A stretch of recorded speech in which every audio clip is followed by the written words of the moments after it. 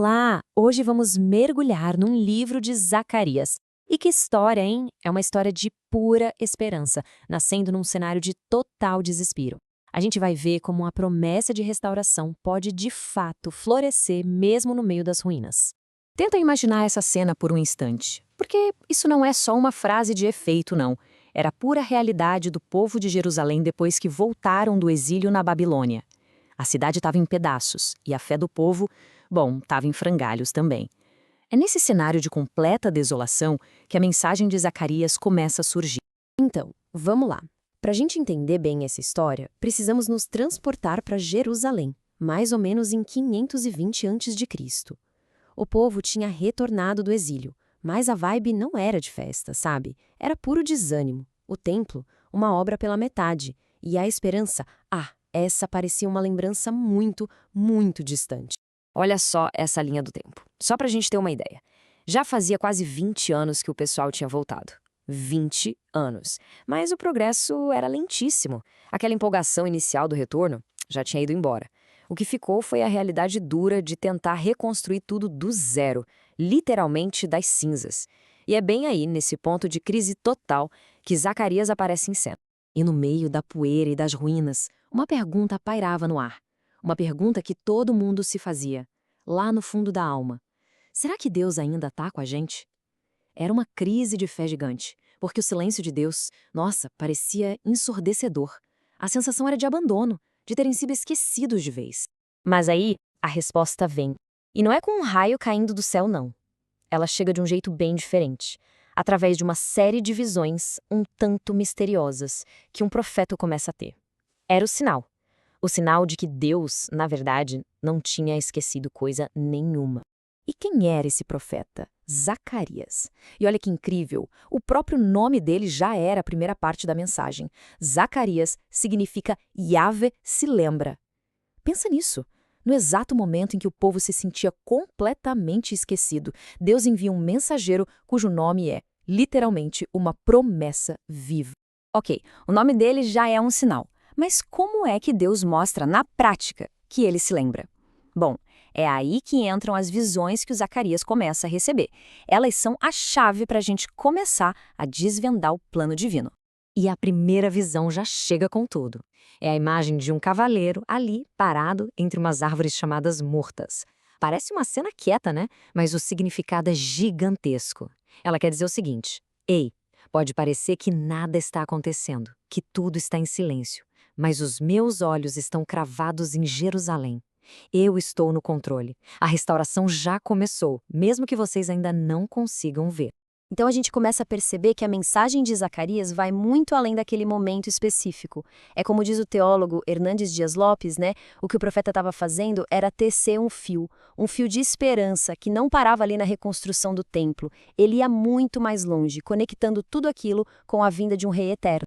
E essa visão de esperança vai ficando cada vez mais profunda. Porque a restauração que Deus prometeu não era só sobre levantar paredes de novo, sabe? Não era só tijolo e argamassa. O plano era muito, mas muito maior do que isso. E aqui está a grande virada de chave. O foco do povo estava todo em reconstruir um templo de pedra, um prédio. Mas a visão de Zacarias aponta para algo muito maior. O interesse de Deus era reconstruir um povo, purificar os corações. Era uma obra interna, não externa. Tem uma visão que é, uau, fortíssima. A do sumo sacerdote Josué. Imagina a cena, ele está lá, de pé, com as roupas todas sujas, imundas, e Satanás do lado, acusando ele sem parar. Ele ali representa a nação inteira, né?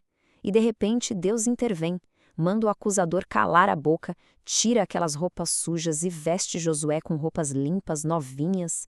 É um quadro perfeito do perdão e da purificação que Deus estava oferecendo tanto para a liderança quanto para o povo. E qual era o motor por trás de toda essa restauração? Como isso ia acontecer? É aqui que entra o versículo que é o coração do livro de Zacarias. Não por força nem por poder, mas pelo meu espírito. Ou seja, a reconstrução, a purificação, a esperança, nada disso viria da força humana ou do poder militar. De jeito nenhum. A única fonte de poder para tudo isso seria o Espírito de Deus. Então, com essa base bem estabelecida, a de que é tudo pelo Espírito, As profecias de Zacarias dão um salto. Elas chegam no seu ponto mais alto, a promessa de um rei que estava por vir. Um rei messiânico, um governante como nunca se tinha visto antes. E o perfil desse rei é curioso, para dizer o mínimo, cheio de contrastes. Ele é um rei humilde, mas ao mesmo tempo vitorioso. É um pastor, mas um pastor que vai ser ferido no lugar do seu rebanho. É alguém que seria transpassado, e esse sacrifício é o que traria purificação para o povo. E, crucialmente, ele junta duas coisas que eram separadas. Ele é rei e sacerdote ao mesmo tempo. E essa profecia aqui é talvez uma das mais conhecidas de todo o Antigo Testamento. A imagem de um rei que não chega num cavalo de guerra todo imponente, mas num jumentinho. Um símbolo total de paz e de humildade. E aí, séculos se passam, e os evangelhos registram o cumprimento literal dessa profecia. A entrada de Jesus em Jerusalém não foi por acaso, não foi um ato espontâneo. Foi uma encenação deliberada das palavras de Zacarias, conectando diretamente a missão dele àquela esperança tão antiga. Mas a visão de Zacarias não para por aí, no rei humilde. Ela se expande para uma imagem cósmica, grandiosa, da restauração final de todas as coisas. É a ideia de um retorno ao estado perfeito de comunhão com Deus. E essa tabela mostra de um jeito bem claro como a história toda fecha um ciclo. A Nova Jerusalém, lá em Zacarias 14, é um espelho do Jardim do Éden, de Gênesis. Só que é um Éden melhorado, redimido. Tem as águas vivas fluindo, a presença de Deus ali clara como rei, uma segurança total. Basicamente, tudo aquilo que se perdeu lá no começo é restaurado e com juros no final. O estudioso Luiz Saião resume isso perfeitamente.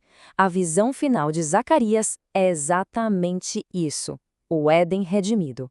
É o ponto final em qualquer ideia de exílio ou de separação. E é o começo de uma comunhão com Deus que nunca mais vai ser interrompida. Para sempre.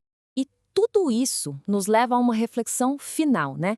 A grande mensagem de Zacarias é que a verdadeira mudança, a reconstrução de verdade, não vem da nossa força, do nosso poder.